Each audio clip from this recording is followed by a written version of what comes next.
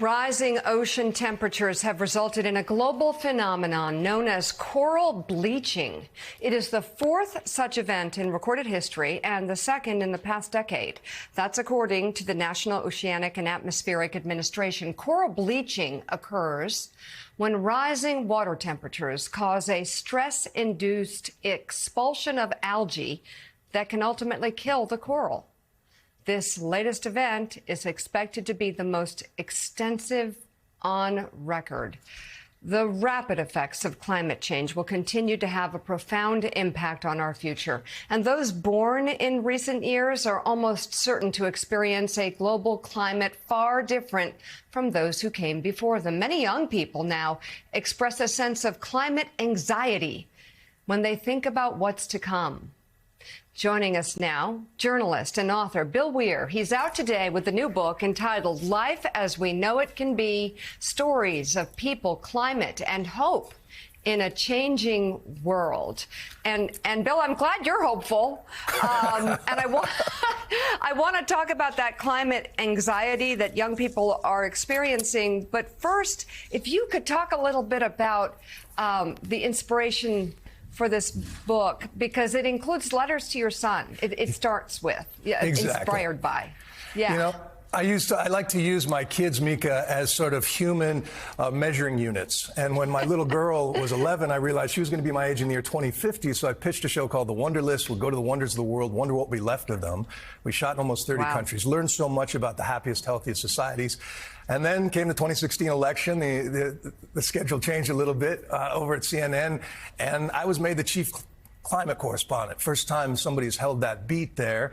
And then I became a new old dad at age 52. Aww. My little boy River was born at the height of the pandemic, and I'm looking out at a world on lockdown, holding this squirming little bundle and realizing this kid is going to live to see the 22nd century.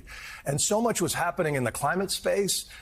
The first couple of years, the book was very dark, but then enough happened in policy, enough movement on the ground. I met enough inspiring dreamers and doers and entrepreneurs that I wake up with more wonder than worry. But some days are still very dark. As you say, we look at what's happening in the oceans down.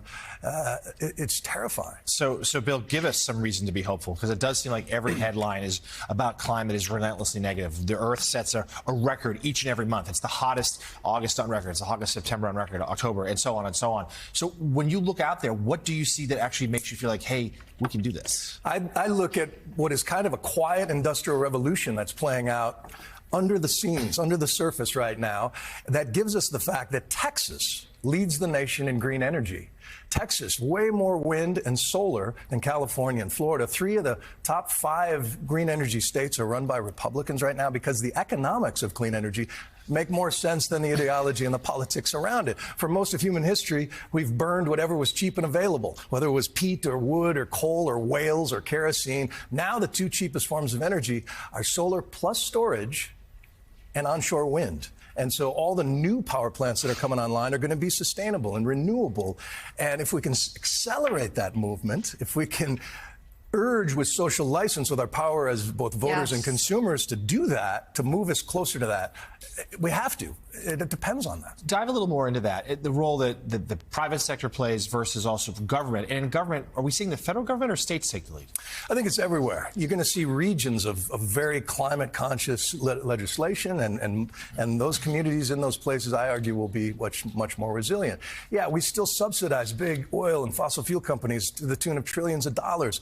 And the people who live in the C-suites of these companies, maybe 75 big companies in petrostates, making so much of the difference. You could fit those decision makers in a couple of Greyhound buses, ultimately. And so it's a minority of very powerful people deciding this energy stream. And at the same time, there's something called pluralistic ignorance. If you ask the average American to guess what percentage of countrymen and women care about this issue, want to do something about it, most people guess between 33 and 40%. In reality, it's 66 to 80%. We're surrounded by allies we don't know we have because folks don't talk about this enough. And I think we talk about it in the wrong way, coming at it from the politically charged words of climate change.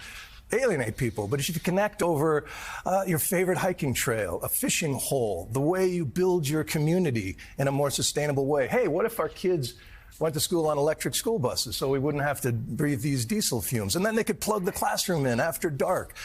Dr. King didn't say, I have a nightmare. People were living the nightmare. Not enough of us talk about the dream of building a cleaner, more sustainable world, and the tools are readily available right now. So, Bill, you write about your children in this book. We all have children. I have grandchildren. And yet, there is concern among the young, much more so than middle-aged people, about climate and everything like that. Yeah. But generally speaking, in the larger world, people don't go around really believing. You know, I mean, Mika just led in with a story about ocean warming and coral reefs disappearing. Yeah. We see it every day. We've felt it. California almost drowned this winter with the rainfalls. People say, oh, well, just, you know, that's the weather. But it's not just the weather. It's not just the weather. This is not your father's climate anymore. Past is no longer prologue. And we have to get our kids, at least I'm trying to, out of the golden age of addiction and depression and distraction. Yes. And with each other in nature. The thing that excites me most policy-wise is the Civilian Climate Corps, the idea that young people from Queens and Texas and the Dakotas could get together in nature, revive ecosystems, or learn how to install heat pumps, make a decent salary while doing it, earn some skills, but mostly connect with each other outside in real life and get connected to these landscapes. There's so much worth saving. There's so much left savoring right now. We just have to connect the dots between the air you can see during wildfire smoke season and the carbon dioxide and methane pollution that you can't see that is supercharging these unnatural disasters. And Bill, I want to know how we do that. Like, I'm looking at, and I love this letter to your son. You talk about climate change. It's not a problem created or solved by physics or technology. It's a problem created and solved by stories. River, you have a good shot at seeing the 22nd century. And when you get there, I want you to tell them how we came together, sorted out our, I won't say, you know what, and wrote a better story. So how do we get there? I mean, even it's not small, but how do we get off plastics? I mean, how do we take this a whole step further in our lifetimes?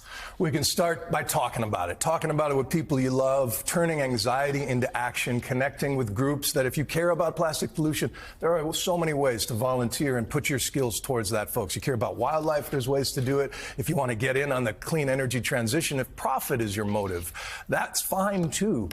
This is a story that literally affects every aspect of life. You can look around and see that everything in our space can be made in a more sustainable way. That's exciting to some, scary to most, and the status quo is not going to go gently. So it takes those who have the voice and the capacity to speak up to use that voice and start these conversations and lean on everybody from your homeowners association to your favorite brands to say, what's your plan? What are you doing? Are you a net positive for life on Earth? You got to get people to get excited about it. The new book is entitled Life as We Know It Can Be, Stories of People, Climate, and Hope in a Changing World. Bill Weir, it's great to see you. Great to have you on the show. And congratulations on the book. Thanks a million, Mika. It's an important one. All right, take care. Hey, everyone. MSNBC has a new and improved app. You'll get real-time alerts and analysis, live blogs, in-depth essays, video highlights, and the best 2024 election coverage. Download the new MSNBC app. Here's how to do it. You tap on the App Store on your phone. You hit search on the bottom right corner. You type in MSNBC. You click on the MSNBC app. You click on Get or the cloud icon and enjoy it.